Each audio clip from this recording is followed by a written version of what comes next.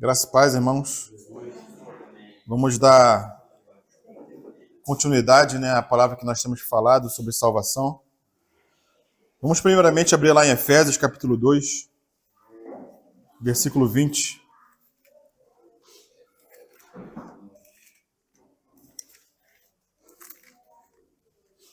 A palavra do Senhor fala assim: edificados sobre o fundamento dos apóstolos e profetas, sendo ele mesmo, Cristo Jesus, a pedra angular, no qual todo edifício bem ajustado cresce para santuário dedicado ao Senhor, no qual também vós, juntamente, estáis sendo edificados para a habitação de Deus no Espírito. Hoje nós vamos continuar dando ênfase à questão da nossa salvação, da plena salvação em Deus.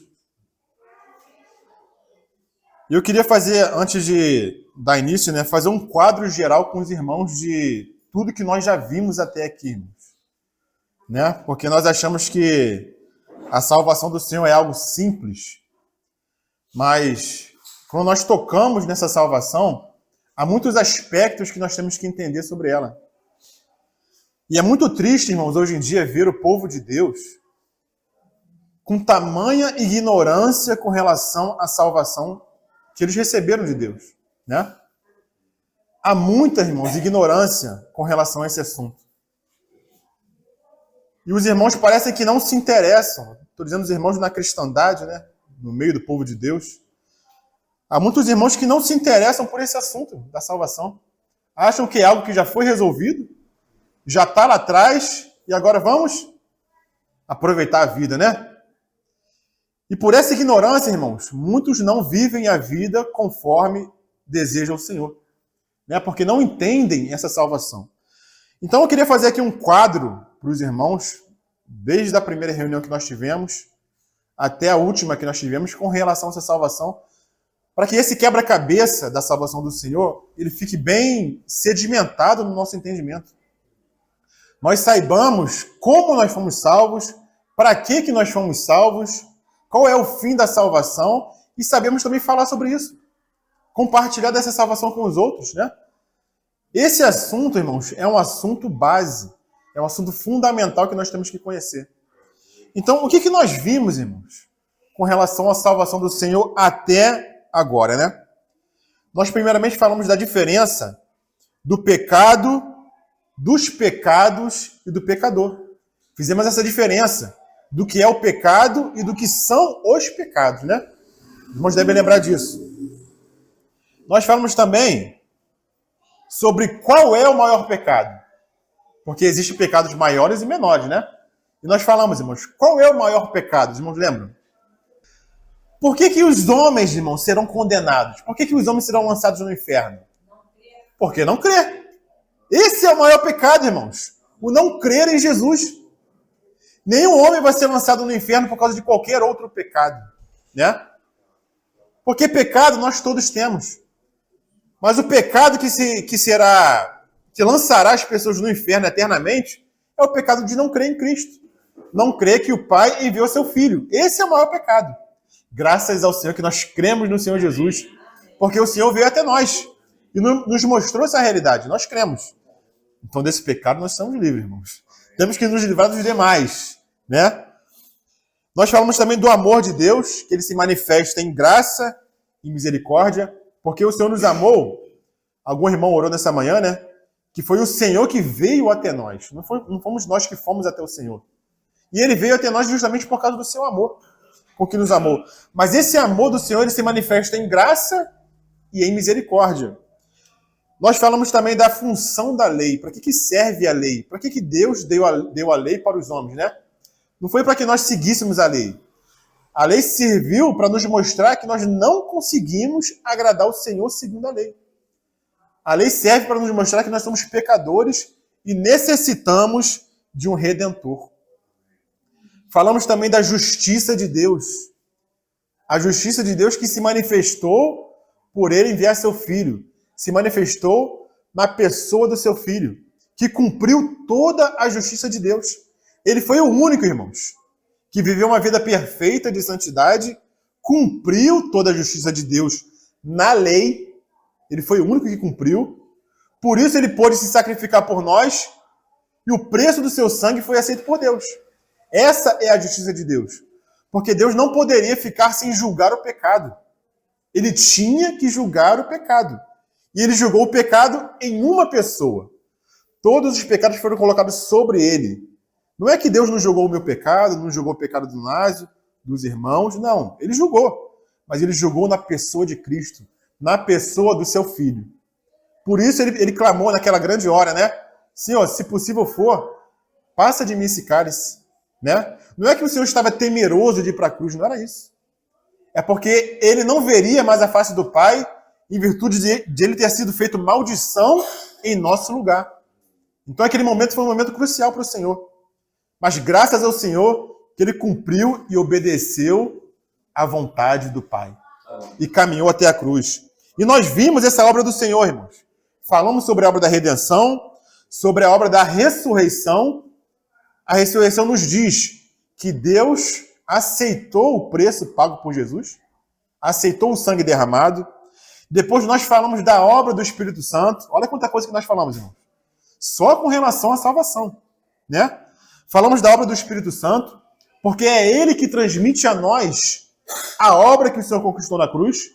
É ele que nos ilumina, é ele que nos traz a comunhão do Pai com o Filho. É ele que nos ensina toda a verdade.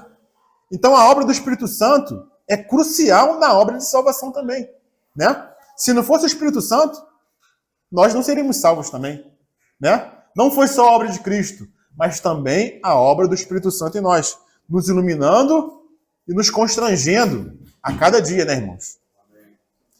Depois nós prosseguimos falando do caminho da salvação. Como que nós alcançamos a salvação?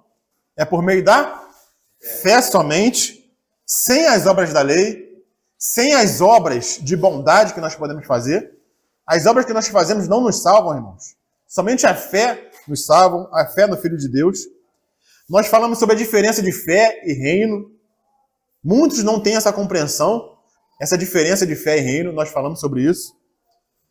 Nós falamos que a salvação ela depende somente da fé e de nenhuma outra coisa que pode ser agregada à fé, né? Não depende de mudança de conduta, não depende de confissão ou de oração. A salvação não depende de nós amarmos a Deus. A salvação não depende de nós sermos batizados. O batismo não salva ninguém. A salvação não vem por você dar o dízimo. Muitas igrejas pregam isso, né? Bom, se você não dá o dízimo, você, está condenado, está em perdição. O dízimo não salva ninguém. A fé somente salva os homens. Somente a fé do Filho de Deus. Não salva ninguém, né? Falamos sobre a certeza da salvação, que a nossa salvação ela é eterna, ela não se perde. De maneira nenhuma nós podemos ser tirados da mão do nosso Pai. Nada nos separará do amor de Deus que está em Cristo Jesus. Nós falamos sobre os argumentos positivos e os argumentos contrários, porque há versículos na Bíblia que aparentemente falam que o cristão pode perder a salvação. Nós explicamos esses versículos. Nós, depois, avançando, nós falamos da maneira de Deus lidar com os pecados dos seus filhos. Como Deus lida com o pecado. Porque nós fomos salvos, mas nós ainda pecamos. E como que Deus vai lidar com os pecados dos cristãos? Como que Deus faz? Então, na oportunidade, nós falamos sobre disciplina e recompensa, né? Aqueles servos fiéis que fazem a vontade do Pai, eles vão receber recompensa, que é um salário por um trabalho feito, né? Nós fazemos obras, porque as obras foram preparadas para nós, para que nós andássemos nelas. Então, se nós somos fiéis nessas obras, o Senhor vai nos recompensar. Pelo contrário, se nós não formos fiéis, o que o Senhor vai fazer conosco, irmãos? Vai nos purificar por meio da disciplina. E quem é o filho que não precisa de disciplina, irmãos? Todos nós precisamos de disciplina. Mas acontece o seguinte: nós queremos participar do reino dos céus, que é o reino milenar, quando o Senhor vai reinar aqui durante 1000 anos. Existem algumas qualificações para que nós possamos entrar no reino. E essa também é uma maneira de Deus lidar com os pecados de seus filhos. Quais são as qualificações que nós vimos, irmãos, que nos possibilitam entrar no reino? Os irmãos lembram? Quais são as qualificações que nos possibilitam entrar no reino? Eu sei que alguns irmãos anotaram, né? A primeira, fazer a vontade do Pai. Muitos dirão naquele dia: Senhor, Senhor, não expulsamos demônios, não curamos enfermos. O que o Senhor vai falar para eles? Apartai-vos de mim, vós que praticais a iniquidade. Porque o Senhor fala o seguinte: aquele que faz a vontade do Pai, é que é qualificado para entrar no reino. Não aquele que faz a sua própria vontade, mas aquele que faz a vontade do Pai. Então essa é uma maneira de nós nos qualificarmos para entrarmos no reino. Qual a segunda coisa que nós falamos? Esmurrar o corpo, irmãos. Assim como Paulo fazia. Ele esmurrava o corpo para ser capaz, para que a entrada no reino fosse aberta para ele. Então ele negava a sua vontade da carne, a vontade do homem, para fazer a vontade do Pai. Então nós temos que esmurrar o nosso corpo, irmãos. A outra coisa que nós falamos, que nos qualifica a entrar no reino, é edificar sobre o fundamento. Mas edificar com o quê? Com ouro, prata e pedras preciosas.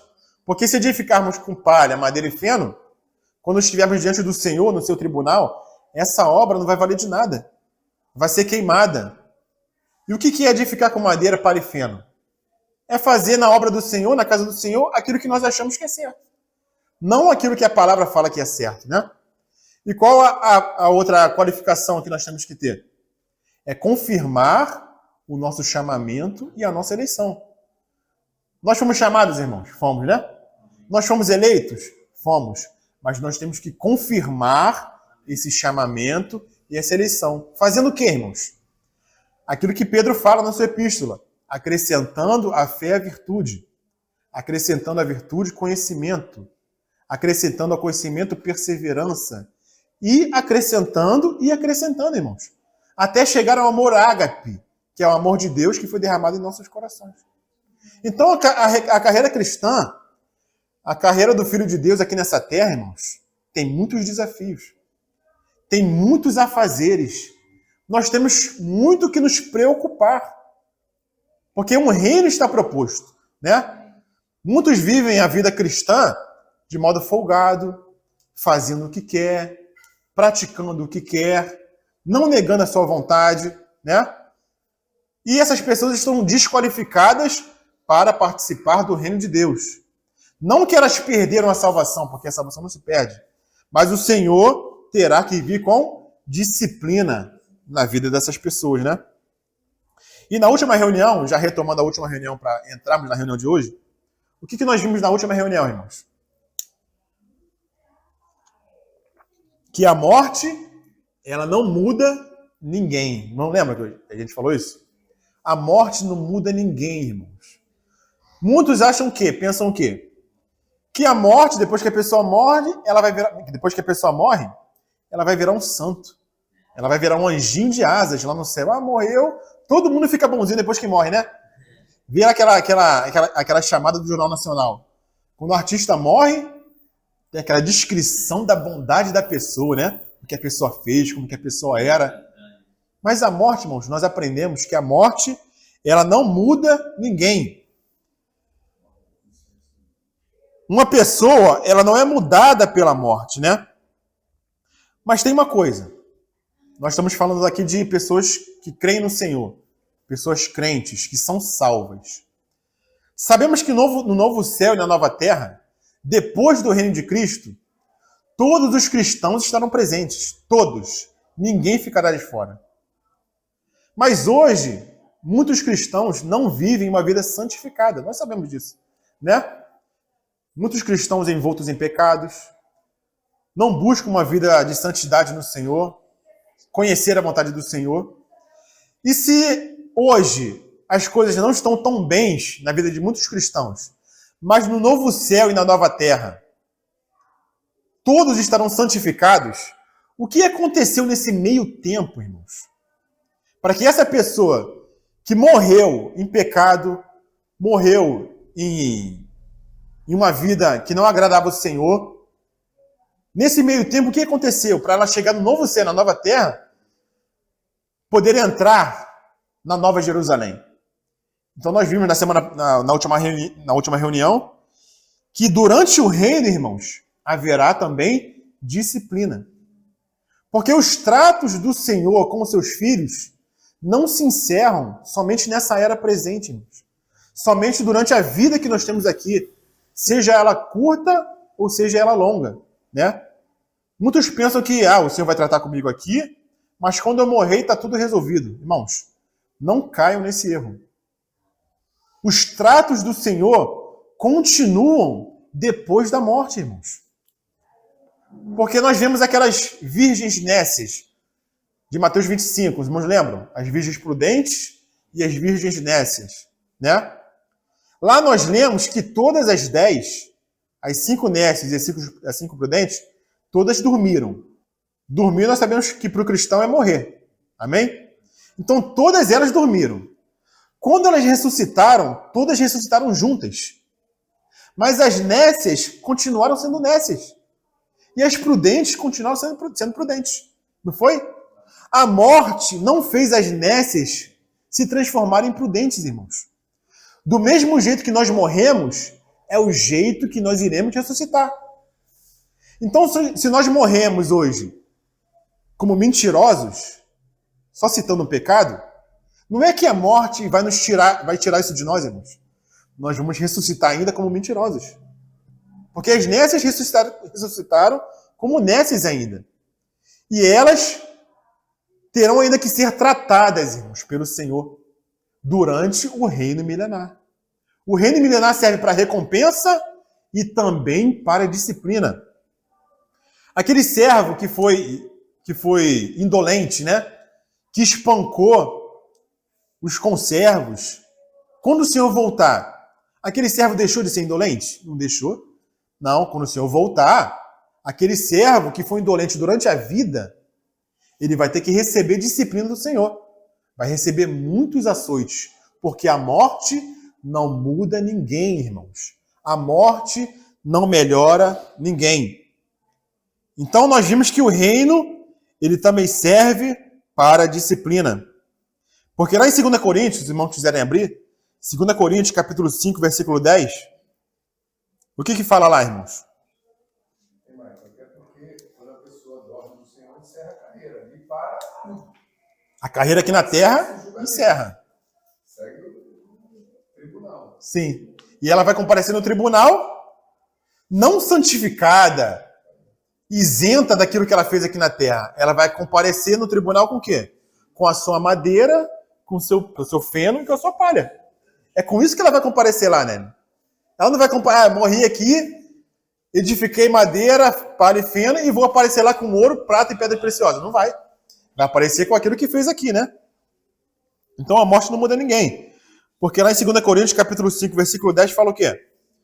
Porque importa que todos nós compareçamos perante o tribunal de Cristo, para que cada um receba segundo o bem ou o mal que tiver feito por meio do corpo. Então, irmãos, alguns pecados, eles vão ser perdoados nessa era presente. Mas alguns pecados ainda poderão ser perdoados na era vindoura. Né? Não é que a gente morreu aqui em pecado e foi condenado eternamente como alguns pregam. Não. Existe perdão dos pecados agora, que nós temos que resolver nossa vida agora diante do Senhor. Se nós pecamos, o que nós temos que fazer, irmãos? Ir diante do Senhor. Rogar por misericórdia, porque o seu sangue nos limpa de todo pecado. Mas se nós não fizermos um acerto aqui agora com o Senhor, como é que fica? Aquele ímpio que crê no Senhor e nasce de novo, tudo aquilo que ele cometeu no passado é apagado, irmãos. O Senhor não se lembrará dos nossos pecados. Mas agora que nós somos cristãos, nós ainda cometemos pecados, não cometemos? Amém. Agora que nós somos cristãos, irmãos, nós temos que ir diante do Senhor e fazer o acerto com o Senhor. Porque se nós morrermos e não fizermos o acerto, nós iremos comparecer diante do Senhor. Com essa dificuldade, né? Com essa sujeira, com esse pecado diante do Senhor. E o Senhor ainda pode nos perdoar lá. Mas o perdão lá é através da disciplina do Senhor, né? É do mesmo jeito que acontece agora, irmãos. Não pensemos que as dificuldades que vêm sobre nossa vida, seja doença, seja financeira, seja dificuldade familiar, dificuldade nos relacionamentos, não pense que isso não seja disciplina do Senhor, irmãos.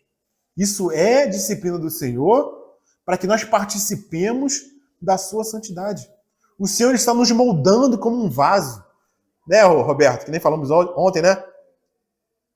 O Senhor, ele pega esse vaso que nós somos, ele quer nos quebrar e nos fazer de novo, conforme a sua vontade. E o que é quebrar esse vaso, irmãos? Não é disciplina? Não é dificuldade em nossa vida? Não são problemas ou circunstâncias que o Senhor coloca em nossa vida para que nós despertemos e santifiquemos nossa vida? As dificuldades servem para isso, irmãos. Não é para a gente reclamar, para a gente murmurar, né? Para a gente falar que o Senhor se esqueceu de nós. Ele não se esqueceu de nós. Porque quem é o filho que o Senhor não disciplina? Se nós estamos sem disciplina, nós somos bastardos, não somos filhos, mas o Senhor disciplina a todos que ama. E essa disciplina, irmãos, não quer dizer perda de salvação. Quer dizer aquele versículo que a irmã falou, no Salmo 34, vou até abrir aqui, Salmo 34,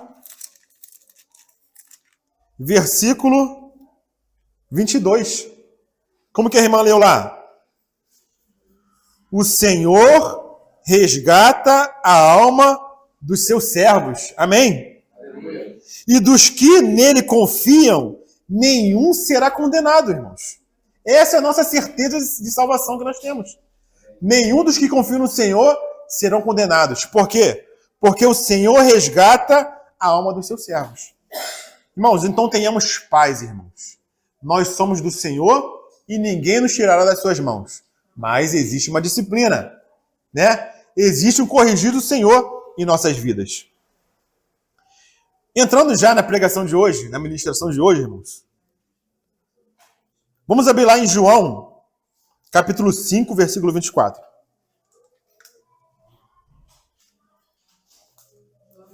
João 5, 24.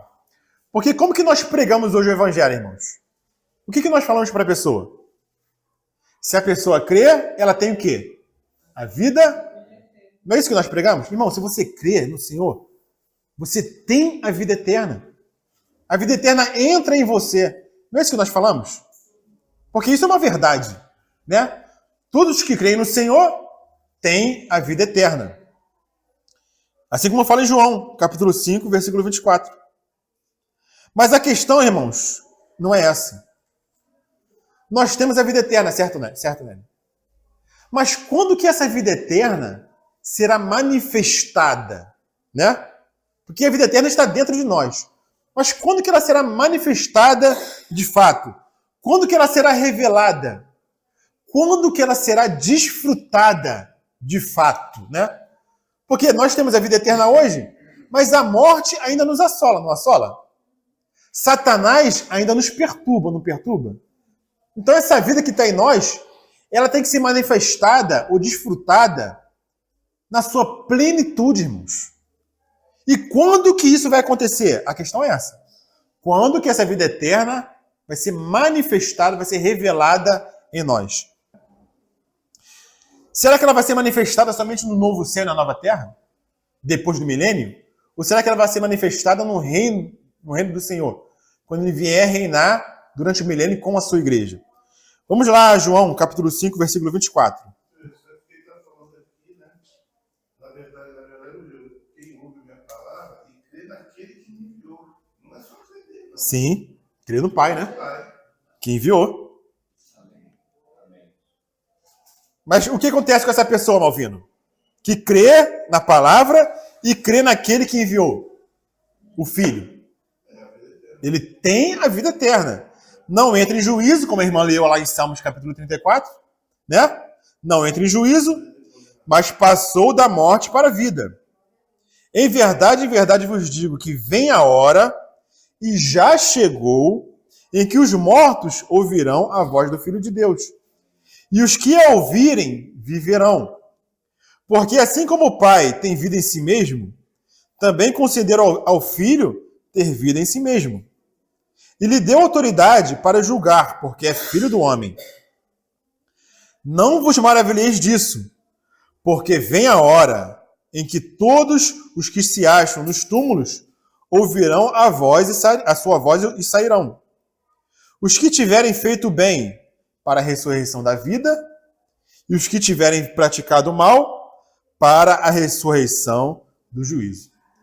Vamos agora meditar nessa passagem, irmãos.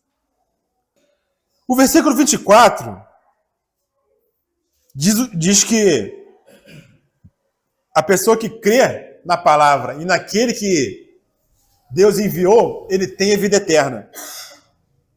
Mas no versículo 29, ele fala o quê? Os que tiverem feito bem para a ressurreição da vida. Essa vida aqui, que está no versículo 29, ressurreição da vida, e a vida que está lá no versículo 24, que é vida eterna, irmãos, é a mesma palavra no grego, que é a palavra zoe, que é vida divina, né? Então, no versículo 24 e no versículo 29, é a mesma palavra, não tem diferença. Mas o versículo 24, ele fala claramente que nós temos a vida eterna. Enquanto que no versículo 29, ele fala que alguns só terão a vida eterna depois da ressurreição. Os irmãos conseguem ver a diferença do versículo 24 para o versículo 29? 24 ele fala que nós temos a vida eterna. Mas no 29, ele fala que alguns só terão a vida eterna depois da ressurreição. Tem uma diferença aí, irmãos. No versículo 25. Ressurreição da condenação. Como? Ressurreição da condenação.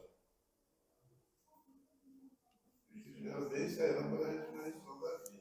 Sim. Os que fizeram mal para a ressurreição da condenação. Eu estou falando da ressurreição da vida, né? Essa vida é vida zoé. Aqueles que praticaram bem para a ressurreição da vida, né? Então a gente falou que essa palavra vida aqui é a mesma do versículo 24. Vida eterna. Zoe. Mas no 24 fala que nós temos a vida eterna. Só que no 29 ele fala que alguns só terão essa vida na ressurreição. Tem uma diferença aí, irmãos. Tem uma diferençazinha que nós temos que ver. No versículo 25 desse capítulo 5 de João, né? Deixa eu abrir aqui na minha Bíblia. Versículo 25.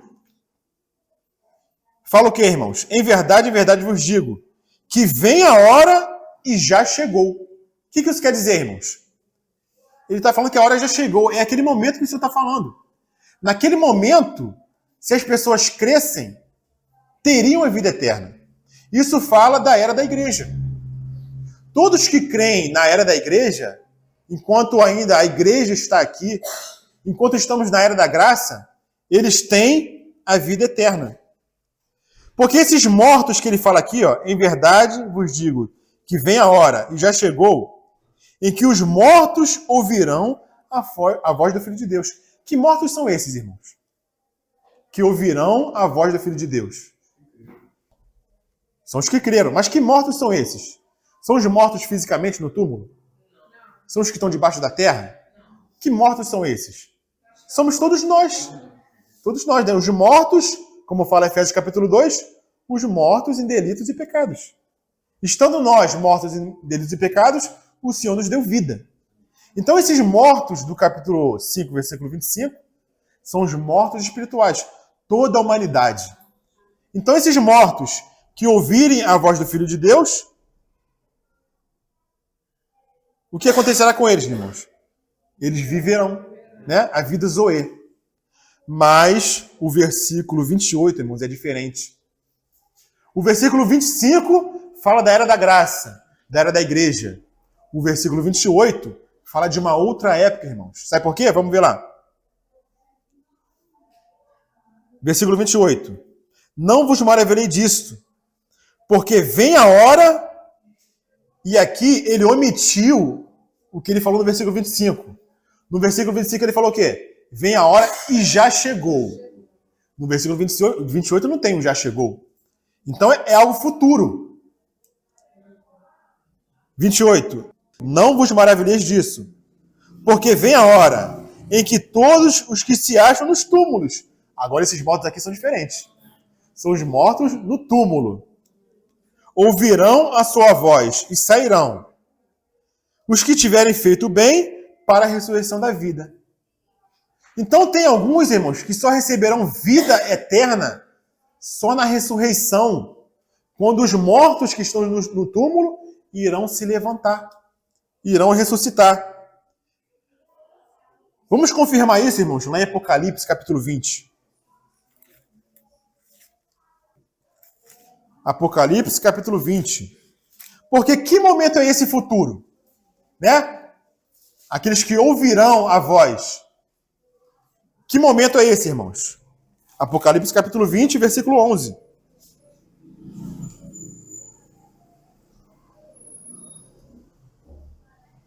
Fala assim: vi um grande trono branco e aquele que nele se assenta, de cuja presença fugiram a terra e o céu, e não se achou lugar para eles. Quando é que vai ser o julgamento do trono branco, irmãos? Irmãos sabem? Quando que é o julgamento do trono branco? Depois de findar o milênio. Somente depois de Cristo reinar durante 1000 anos, aí se estabelecerá o tribunal do trono branco, né? E o que vai acontecer nesse tribunal do trono branco, irmãos? Vi também mortos, os grandes e os pequenos, postos em pé diante do trono. Então se abriram livros. Ainda outro livro, o livro da vida, foi aberto. E os mortos foram julgados segundo as suas obras, conforme o que se achava escrito nos livros. Não é a mesma coisa que o Senhor está falando lá em João, capítulo 5? Os mortos que estão no túmulo ouvirão a sua voz. E os que tiverem feito bem, para a ressurreição da vida. Mas os que tiverem feito mal, para a ressurreição da morte. Porque no julgamento do trono branco, irmãos, serão julgadas obras também. As obras estarão lá para serem julgadas. Né? E ele continua, versículo 13. Deu o mar os mortos que nele estavam. A morte e o além entregaram os mortos que neles havia. E foram julgados um por um, irmãos, segundo as suas obras. Ou seja, o Senhor não vai julgar a atacada, irmãos. Ele vai julgar no varejo, tá? É cada um comparecendo diante desse tribunal. E o Senhor vai julgar a obra de cada um. Versículo 14. Então a morte e o inferno foram lançados para dentro do lago de fogo. Esta é a segunda morte, o lago de fogo. Mas tem porém, olha o versículo 15 e olha o capítulo 34 de Salmos, que a irmã leu. Se alguém não foi achado inscrito no livro da vida, esse foi lançado para dentro do lago de fogo. Ah, então tem um livro da vida que vai estar lá, irmãos. E aqueles que creem no Senhor, eles não serão condenados, irmãos. Não terá esse juízo de condenação eterna sobre eles. Mas as suas obras serão julgadas. Aqueles que fizeram bem, para a ressurreição da vida. Então, qual é a diferença que eu estou fazendo aqui para os irmãos? Existe a vida eterna que nós recebemos agora, quando cremos, e existe a vida eterna que só vai ser manifestada depois do milênio, no tribunal do trono branco. Essa é a vida eterna que João fala no capítulo 5. O Senhor fala no capítulo 5 de João. Os que ouvem agora a voz do Filho do Homem têm a vida eterna. Mas alguns só vão ter no trono branco depois. E nesse meio tempo, irmãos, entre nós crermos agora e o trono branco, também existe uma vida eterna. Vamos lá, Marcos, capítulo 10. Eu não sei se eu estou conseguindo desenhar um quadro para os irmãos. Se os irmãos estão conseguindo enxergar que existe uma vida eterna hoje, uma vida eterna depois do milênio, mas existe uma vida eterna no milênio. É essa a diferença que eu estou querendo fazer para os irmãos. Marcos capítulo 10, versículo 30.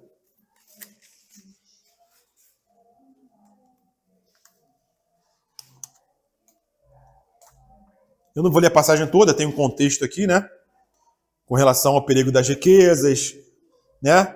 O Senhor vem falando muita coisa aqui, mas no versículo 30, que é o foco, ele fala o seguinte: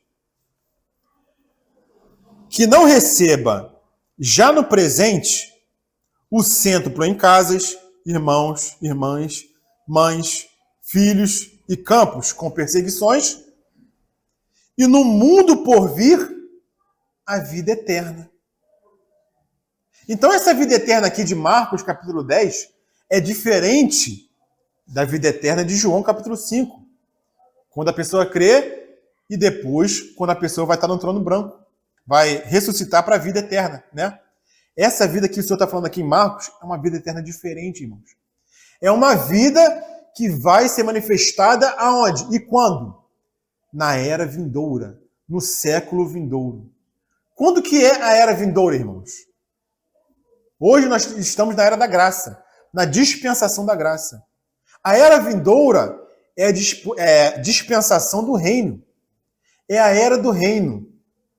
Então essa vida eterna que nós recebemos hoje, ela pode ser manifestada, desfrutada, revelada no reino, ou então somente no trono branco, irmãos. Né? O que nós queremos, irmãos? Esperar depois de 1000 anos para essa vida ser manifestada em nós? Ou queremos que essa vida se manifeste logo no reino, como o Senhor falou aqui, em Marcos capítulo 10? Qual é o contexto anterior? Para que essa vida seja manifestada no reino, irmãos. É deixar pai, mãe, irmãos, os relacionamentos que nos atrapalham de ter uma vida santificada no Senhor. Aqueles relacionamentos que nos puxam para o mundo. Seja de quem for, irmãos. Nós temos que deixar. Porque se nós não conseguimos ser influência e ser influenciados, então nós temos que nos afastar. Nós temos que nos fortificar em Cristo primeiramente. O relacionamento que nós temos é para influenciar, irmãos. E não para sermos influenciados. Né? Como a Aline falou nessa manhã aqui, né? Ela, orando, ela citou Charles Spurgeon. O que o irmão falou? Que é melhor nós estarmos juntos com o povo afligido de Deus do que com o mundo. Porque se nós sofremos com o Senhor, nós também reinaremos com Ele, irmãos. Então existe uma vida eterna que vai ser manifestada no reino quando o Senhor vier a reinar. Então essa vida eterna de Marcos é diferente da vida eterna de João. Né? Porque ela pode se manifestar no século vindouro, na era vindoura, na era do reino. Então aqui o Senhor ele diz que uma pessoa pode receber vida eterna na era vindoura. É o que ele fala em Marcos, né? Marcos 10, 23. Ele fala o seguinte: então Jesus, olhando ao redor, disse aos seus discípulos: quão dificilmente entrarão no reino de Deus os que têm riquezas. Mas por que ele falou isso? Por causa do jovem rico. O que o jovem rico perguntou ao Senhor na passagem anterior? Senhor, o que eu tenho que fazer para herdar a vida eterna? Então o Senhor está ligando a vida eterna aqui com o reino de Deus, com o reino dos céus. Reinar com Cristo, irmãos, é a mesma coisa que desfrutar da vida eterna que nós já recebemos no Senhor. Porque existe o perigo de nós não recebermos essa vida eterna no reino. Somente depois dos 1000 anos. Né? Então, o que nós precisamos, irmãos, para receber a vida eterna no reino dos céus?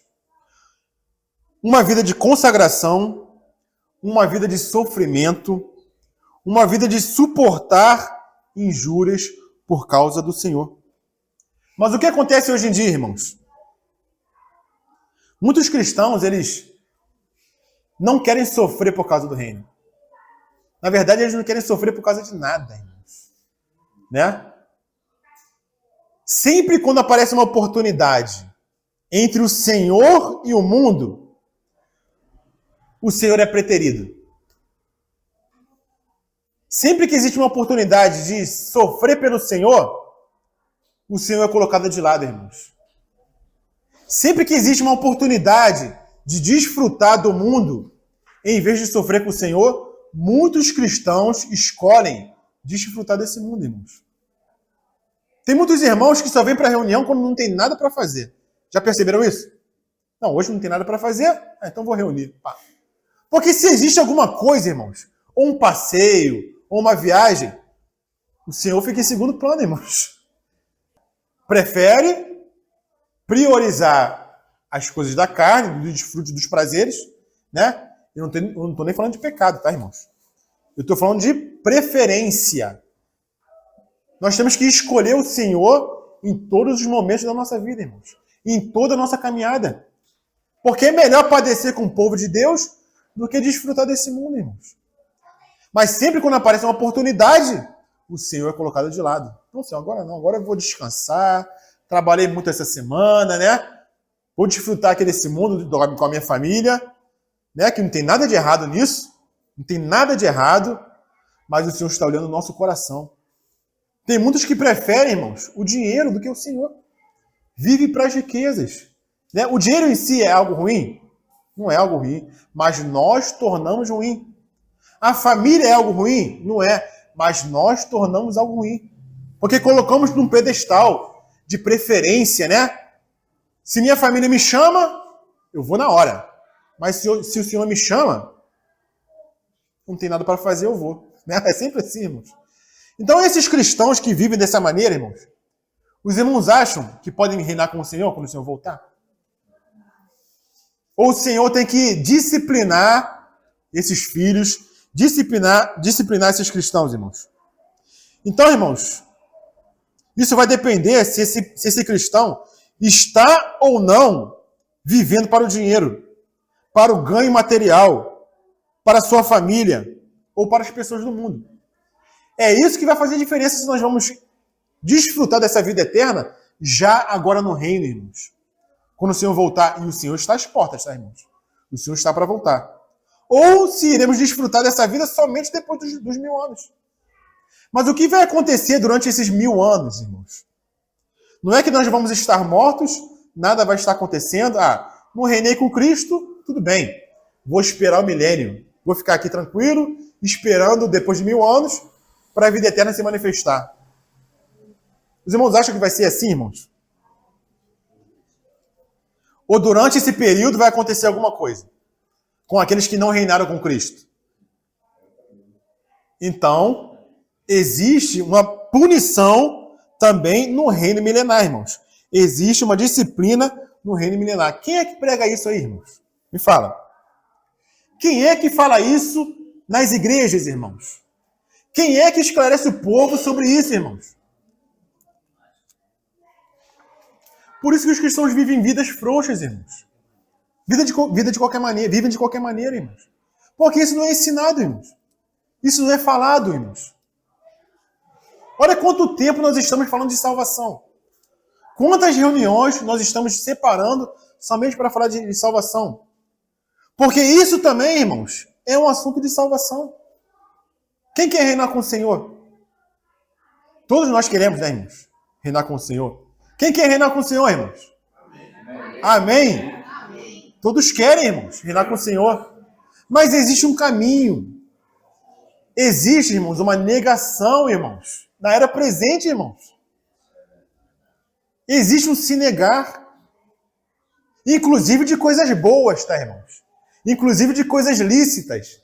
Porque Paulo não se deixava prender nem por isso. Não é porque era lícito que Paulo se prendia por causa disso, né? Não é porque é lícito que eu vou fazer. Não é por causa que é lícito que eu vou me deixar prender, né? Nós temos que ter esse discernimento, irmãos. Por quê? Porque nós queremos que a nossa vida eterna, que nós já recebemos, seja manifestado logo agora na frente, ó. Irmão Dino falava o seguinte, né, Anásio? Né, Roberto? Que o Senhor pode vir na virada da esquina, né? Viu quando a gente está caminhando? Está caminhando, aí tem uma esquina aqui na frente.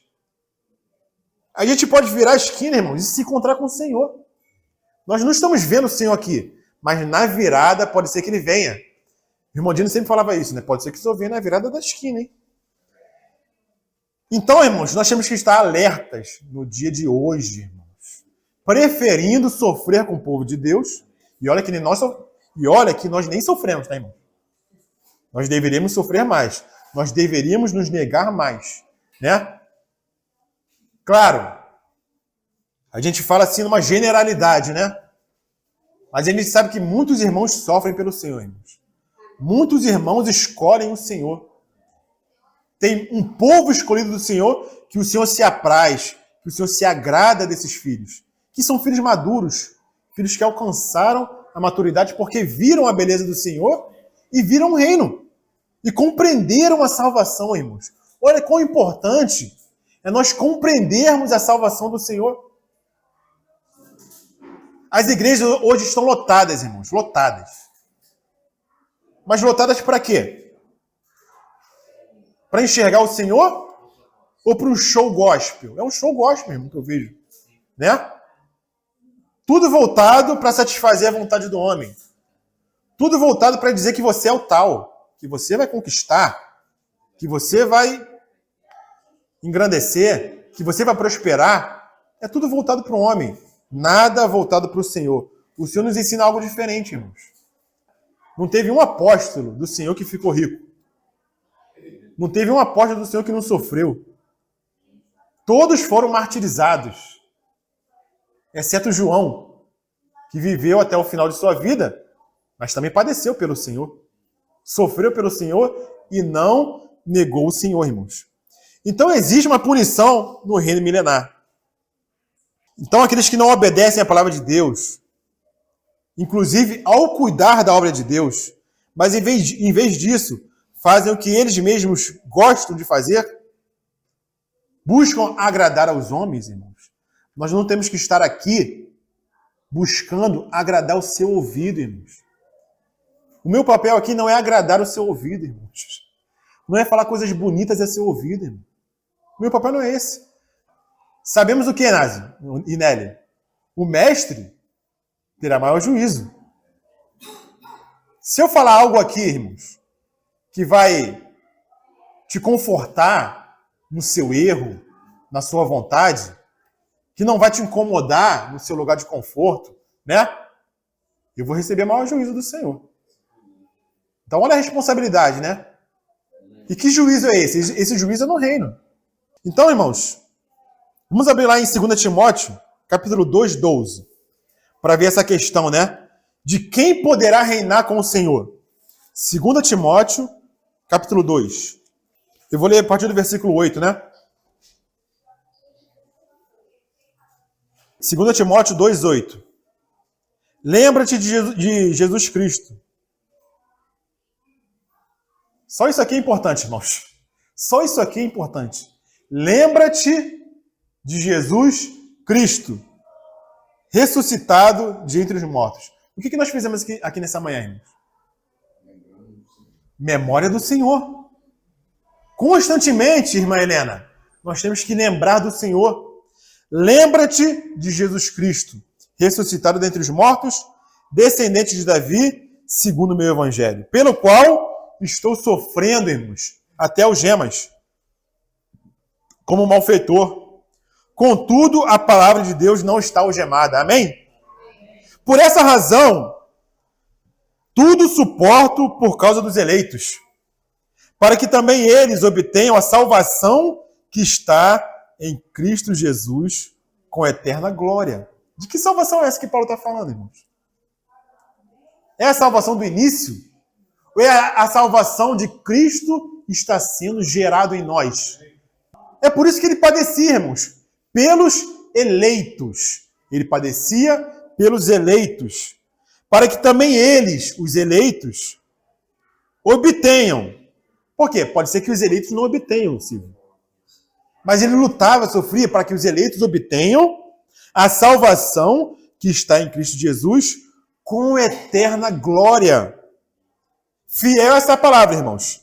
Se já morremos com ele, também viveremos com ele. E olha o 12. Se perseveramos, com ele também reinaremos. Se o negarmos, ele, por sua vez, nos negará. Se somos infiéis, ele permanece fiel, pois de maneira nenhuma pode negar-se a si mesmo. Então, irmãos, existe uma perseverança para que nós possamos reinar com o Senhor. Perseverança, irmãos, é paciência, né? Em meio à tribulação, em meio à dificuldade. Você perseverar naquele caminho. Senhor, tá difícil. Não tá legal. Mas eu confio no Senhor, porque sua palavra é fiel. E eu persevero nesse caminho. Quantos casamentos se dissolvem porque não tem perseverança? Tem dificuldade, tem luta, né? E o que acontece? Para que eu vou viver isso aqui? Eu vou embora. Vou buscar minha felicidade, né? Vou buscar minha alegria. E não persevera no casamento. Trata o casamento como coisa qualquer. O casamento não é coisa qualquer, irmãos. Pode ser feliz, pode ser dificultoso, mas nós temos que perseverar. Porque aqueles que perseveram, eu só estou dando um exemplo de casamento, né? Aplica a qualquer situação da vida, irmãos. Perseverar no Senhor, dando testemunho, para que nós possamos reinar com o Senhor. Mas muitos cristãos não apenas nunca sofrem, como têm muitos pecados. Eles nem sofrem e ainda têm muitos pecados, né? Eles amam o mundo e andam segundo a carne. Quando deixarem o mundo, eles ainda terão muita injustiça e muitos pecados que não foram tratados. Então a Bíblia nos mostra que tais cristãos terão punição específica e definida durante o reino. Não é isso que está lá em Mateus capítulo 18? Vamos lá, Mateus capítulo 18. Já caminhando para o final. Mateus capítulo 18, irmãos. Versículo 23.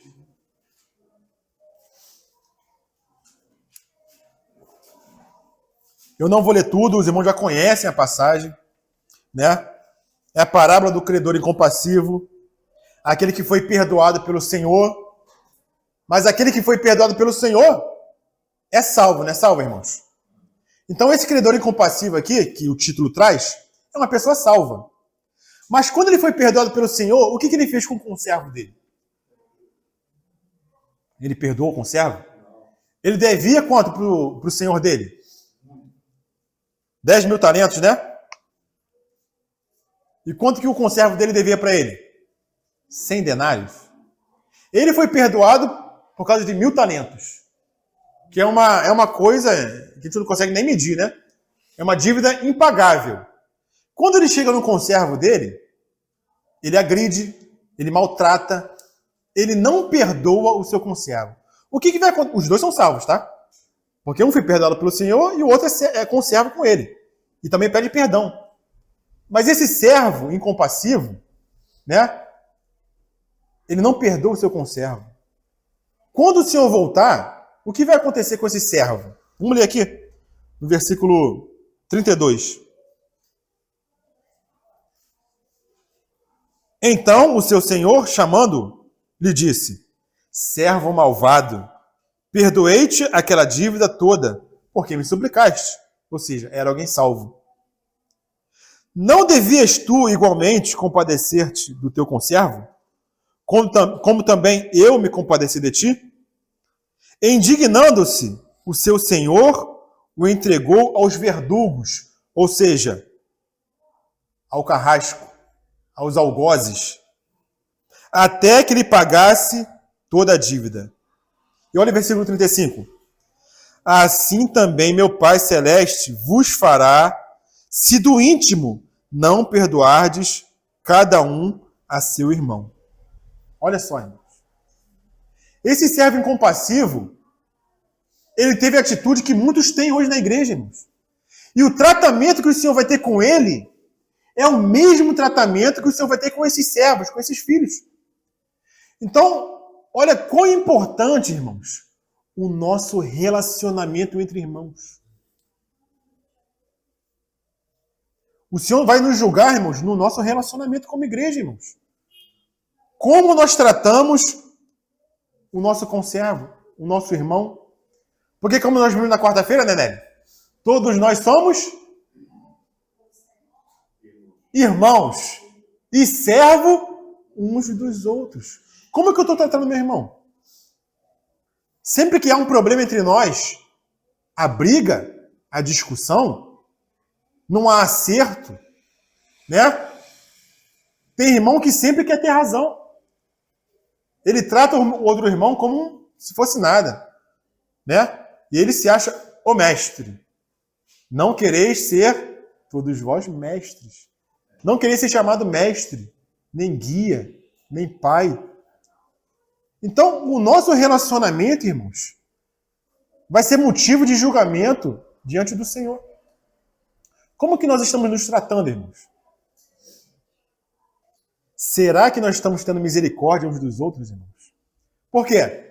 Porque todos nós tropeçamos em muitas coisas, certo? Não é isso que o Tiago fala? Todos nós tropeçamos em muitas coisas. Então, nós pensamos que iremos comparecer diante do tribunal de Cristo sem nenhum pecado? Sem nenhuma coisa que o Senhor vai apontar para nós? Todos nós vamos comparecer lá com alguma coisa, irmãos, que não foi tratada, que não foi purificada, que não foi disciplinada. Então, quem é que vai poder reinar? Se todos nós vamos comparecer com alguma coisa lá, irmãos. Porque quem é perfeito? Ninguém é perfeito. Então, como que poderemos reinar com o Senhor? Como que a vida eterna pode ser manifestada no reino? Existe um caminho, irmãos. Graças ao Senhor que existe um caminho. E esse caminho é que caminho, irmãos? O caminho da misericórdia. Amém. Porque a misericórdia triunfa sobre o juízo, irmãos. Olha a chave. Olha o caminho, irmãos. Como nós nos tratamos. Como eu perdoo meu irmão. Se eu tenho misericórdia do meu irmão. Porque se eu tiver misericórdia... Ó, isso é uma diferença que eu quero fazer aqui, para não ficar mal entendido. Misericórdia não é você passar a mão em cima do pecado, não, tá, irmãos? Misericórdia não é você achar que você tem pecado e você quer continuar no pecado e por causa disso você faz vista grossa pro pecado do irmão. Ah, peca aí que eu peco daqui. Eu não te julgo e você não me julga. Não é isso. Misericórdia não é isso, tá, irmãos? Misericórdia é outra coisa. É você ter compaixão, assim como Cristo teve compaixão de nós, irmãos. Porque quando nós vamos ao Senhor em arrependimento, o Senhor é misericordioso conosco ou não é? Então, misericórdia fala disso. De nós sermos misericordiosos tratando o pecado. Não é passando a mão por cima do pecado, na cabeça do pecado, na cabeça do irmão que está pecando. Mas tem misericórdia sabendo que a falha dele também pode ser a minha falha. Né? Então eu não posso ser duro com o meu irmão de forma a condená-lo. Porque se eu tratar meu irmão assim, o Senhor vai me tratar da mesma maneira quando eu estiver lá no tribunal de Cristo. Né? Então, irmãos, existe um caminho. Se nós formos implacáveis para com os outros, se nós formos justos, tão justos e intransigentes com as falhas e as fraquezas dos outros, o Senhor lidará com você da mesma forma. Mas se você é misericordioso para com os outros, o Senhor mostrará misericórdia para com você. Vamos lá, Lucas capítulo 6. Lucas 6, versículo 36. Como é que o Senhor nos ensina, né, irmãos? Sede misericordiosos, como também misericordioso é vosso Pai. Não julgueis e não sereis julgados. Não condeneis e não sereis condenados. Perdoai e serei perdoados. Dai e dar-se-vos-á. Boa medida, recalcada, sacudida, transbordante, generosamente vos darão. Porque com a medida com que tiverdes medido, vos medirão também. Então, olha aí, irmãos, a saída era assim. Você acha que vai comparecer diante do Senhor sem nada a tratar com o Senhor? Não, vai comparecer com alguma coisa. Mas se você tiver tido misericórdia do seu irmão, naquele dia o Senhor vai ter misericórdia de você. E você vai poder entrar no reino. Não porque você foi perfeito, mas porque você caminhou e nós tropeçamos em muitas coisas, mas o Senhor olhou o seu coração. Que não é um coração de, eu quero viver no pecado, quero desfrutar, não. É um coração de sempre estar tratando com o Senhor de pecado, sempre estar se arrependendo. perdoando o irmão. Então o Senhor conhece o seu coração. Então chegar lá naquele dia, irmãos, nós teremos uma porta aberta diante de nós, irmãos. Porque a misericórdia triunfa sobre o juízo. Então, irmãos, há uma coisa sobre a qual o juízo não pode triunfar. Sobre o fato de uma pessoa mostrar misericórdia para com os outros a sua vida inteira. Nós não estamos livres de erros. Contudo, se mostrarmos misericórdia para com os outros hoje, Deus será incapaz de lidar conosco naquele dia de forma rígida, de forma intransigente. Né, irmãos? Lá em Mateus, o Senhor nos ensina, bem-aventurados. Por quê? Porque alcançarão misericórdia. Lá em Tiago, capítulo 2, versículo 13, fala o seguinte: porque o juízo é sem misericórdia para com aquele que não usou de misericórdia. E a misericórdia triunfa sobre o juízo. Amém, irmãos?